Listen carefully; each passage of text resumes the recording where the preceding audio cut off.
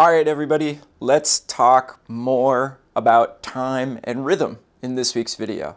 So if you didn't see my last video on this really simple exercise that you can get started with to improve your syncopation and rhythm overall, I'll put that somewhere up here. But today I want to go in a little bit of a different direction, but we're still sort of talking about our sense of time and rhythm. And that's 3 really useful ways to interact with the metronome in the practice room that will give you, I think, different results. So working with the metronome is a lot different than working with, let's say, like a backing track, or playing with a live rhythm section, or simply just playing yourself with no external sense of time. And I love practicing with the metronome. I think it's something that every single jazz musician should do, but there's so many different ways to do it that can really shore up your time and actually sort of give you different sounds, like different approaches to the music. So one thing that I'm a big fan of is what I call having the metronome. Halving the metronome. So what I'll do is I'll pick a tempo that I want to work on something, and I'll start with the metronome on all 4 beats. Then I will take that and I will knock it in half. So now I'm only hearing the metronome on 2 beats per measure. Then I will take that and I will cut it down again so that I'm only hearing 1 click of the metronome in a measure. So this does a couple of things, and I want to talk about both things. The first thing it does is, obviously, the less you hear the metronome, the more your internal sense of time has to be really good. You have to have that even internal sense of time because you're not getting as much feedback from the external tool, right? So this can be so good for you to sort of test your sense of time. When you have it on all 4, you're hearing that reassuring click on every single beat. So it's really actually very hard to get too far off, right? But then all of a sudden, when it's not there for half the time, all of a sudden you have a little bit more wiggle room to start playing some BS and seeing if your time fluctuates and if you rush or slow down. And believe me, we all do, but that's a really good test for it. Now, when there's only 1 metronome click in a measure, you get a lot of time to screw up, right? So really good test of your time. Now, the other thing, if you have a pretty good sense of time, you've done some of this work, and generally you're feeling pretty good with the metronome on all 4, only 2 beats, then only 1 time per measure. Now you can start addressing a different series of concerns. You could start thinking about how does where the metronome is being placed and how much or how little I'm hearing it, how does that affect what I play? I got this idea a long time ago from a great masterclass with Joe Lovano that's on YouTube. I'll leave a link to that in the description where he talks about all this stuff. And you better believe if Joe's talking about it, I'm practicing it. Just one of my favorite musicians on the planet in the history of this music. So I started working on this a lot. And at first, I had to, really shore up my time. But then I started to be able to think about, how does this change what I play? How does my interaction with the metronome, what beat I'm thinking of, how does it change? So there's a lot of ways to do this, but I'm going to put my money where my mouth is, and I'm going to play those 3 iterations. So let's start with the metronome on all 4 beats. And it's just going to be me playing a cappella with a metronome.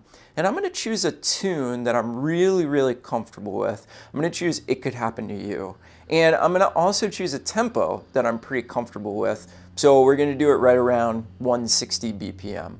So listen to what I'm playing with the metronome on all 4.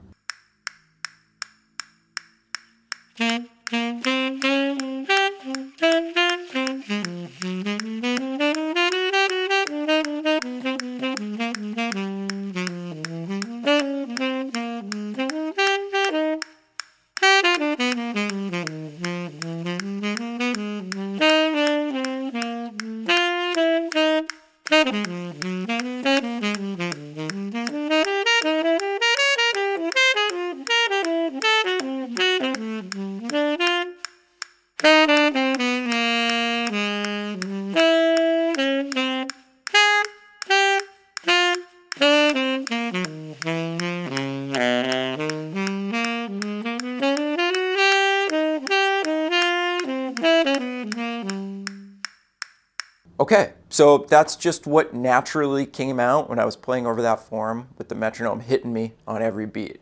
Now, let's take that and we'll cut it in half. So now the metronome is actually on 80 and I'm hearing it on 2 and 4.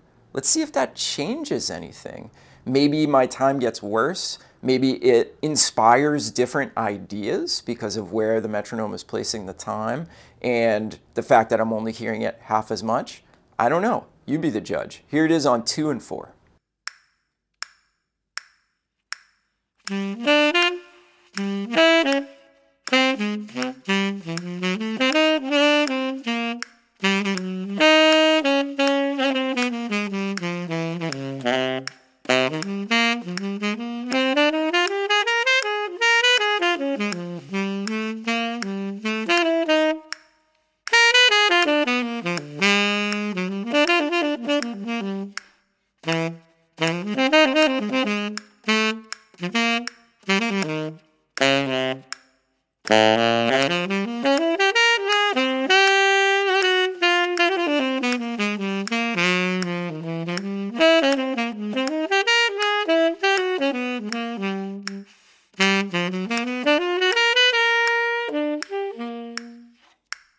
Okay, now finally, let's do it only once per bar. And for this, I'm going to put it right on beat 1. So you're going to hear the click right on beat 1, and that's it. Then I've got the rest of the bar to do my thing before I get that frame of reference again. And I think that this one really, really does actually change my approach to the music. I notice that when it's on 1, that's the biggest change for me in terms of the actual content that I'm playing in my solo. And it's pretty amazing how just the metronome can do that. Anyway, here it is just on beat 1.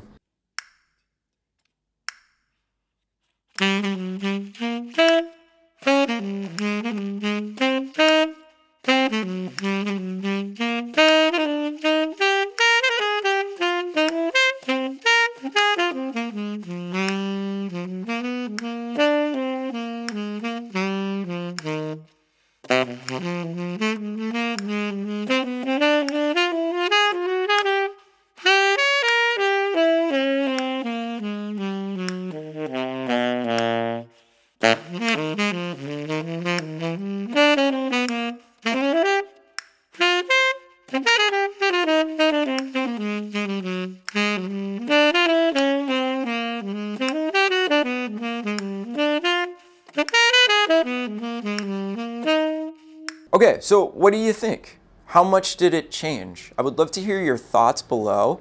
I know that it feels very, very different when I'm doing all 3 of those iterations.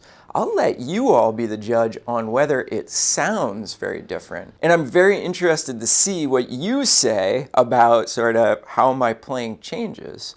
Obviously, I drift a little bit when the metronome is on every 4 beats.